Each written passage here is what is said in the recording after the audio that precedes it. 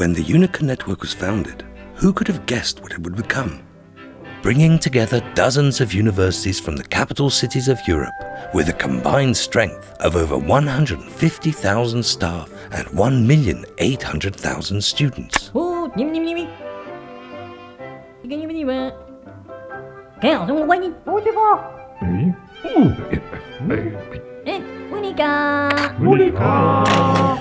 And Kris, how many presidents? Well, we had 5 UNICA presidents. The first president was... Kris, the first president was... The first president was Serge Verhaegen. He was the dynamic founding father of the network. The second president was... Pierre de Maret. He was the first president from a non-capital city. The third president was Gunel Engwal. And she was actually the first female president of the network. The fourth president was Arthur Mettinger. He was the diplomatic president and the founding father of the Bologna Lab. And last but not least is Stavros Zenios. He is the first president who served 2 terms as president, and he visited the highest number of UNICA universities. I mean, depends how you say it, and I want to qualify it. Like, I mean, if it comes to you when I'm speaking, that I didn't know what UNICA is doing, and 10 years I'm president, and still I don't know what UNICA is doing, because UNICA is such a big and dynamic organization. A very big and dynamic organization. Let's rewind a bit. Maybe not that far. Yes, thank you. The good year 1990, the year of progress. Well, it was a period when the universities were trying to internationalize. We felt that it was necessary to formalize more our international character. We had a small thinking committee then with Pierre de Maret in it as well.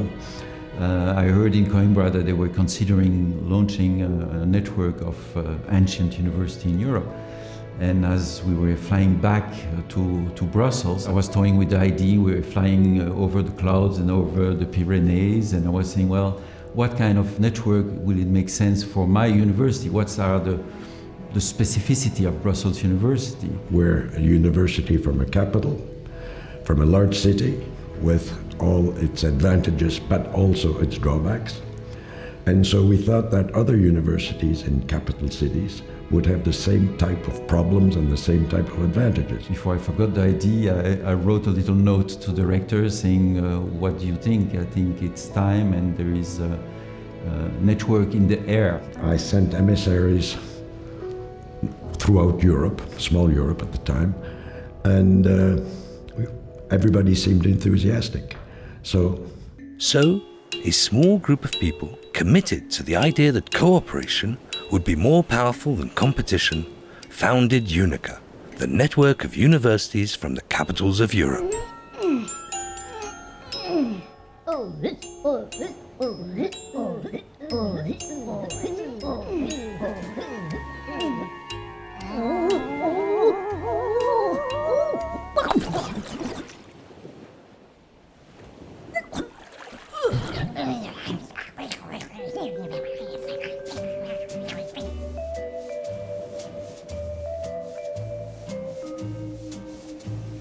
But what about the name? Why UNICA? I know we had a lot of discussions concerning the name. The network of University of European Capital or whatever was a bit long. It took us a whole meeting to find a name, in fact. The rector of the University of La Sapienza of Rome just jumped out, UNICA. UNICA! UNICA stuck. Yes, UNICA stuck. And soon other universities joined, and the UNICA family grew and grew and grew and grew and grew.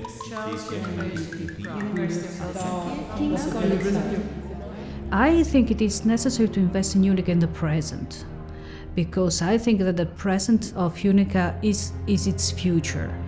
I think we have such a great history to build on, so it would be a pity not to use that as a basis for our future development and work. The most important role of the UNICA in university is that the actors are the professor, the students, the staff. And we know that in other universities, some colleagues have excellent experience in one or two fields. And so it's a way for us to share this experience and to connect, to learn from each other.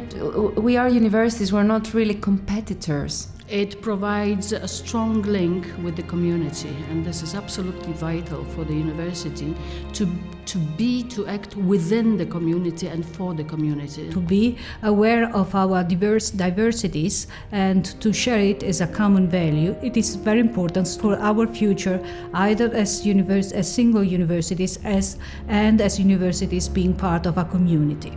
The more you invest in UNICA, the more you get from UNICA. So I really believe that this is a good approach to try to invest, to try to participate, because the international activities, if done well, can bring a lot to the individual university. So every investment of time, human resources, can be very fruitful, especially in a very high quality group like the UNICA network. And we can develop and improve our universities for the benefit of the students and the faculty and the staff of each university in the network. Universities' future lies somehow in the area of networking. So if you don't do networking, either on an institutional level or individual level, it's going to be very hard to swim in academic ocean. It showed that UNICA is a very special, useful and, I should say, merry network. Well, then let's have a very merry 25th anniversary. But what's with all the stories about chocolate? What chocolate ceremony? We have a small tradition of giving praline, Belgian chocolates. People come to expect it. And expect it, of course, because Belgian chocolates are great. For me, it's quite a lot of fun during the chocolate ceremony when you discover who kisses who. People greet each other as if they were greeting their friends. It's much less formal, it's much less official. But also it's more a sign of the professionalism on the one hand, that you appreciate people doing something for the network, but also part of the friendliness of the network. So it's kind of epitomizes what this network is about. Trust, involvement, learning, connecting people, experience.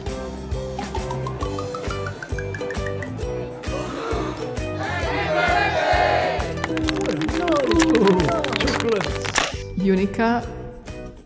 Sharing. Adding, sorry, once again. UNICA. Sharing, learning, adding value. UNICA. Sharing, learning, adding value.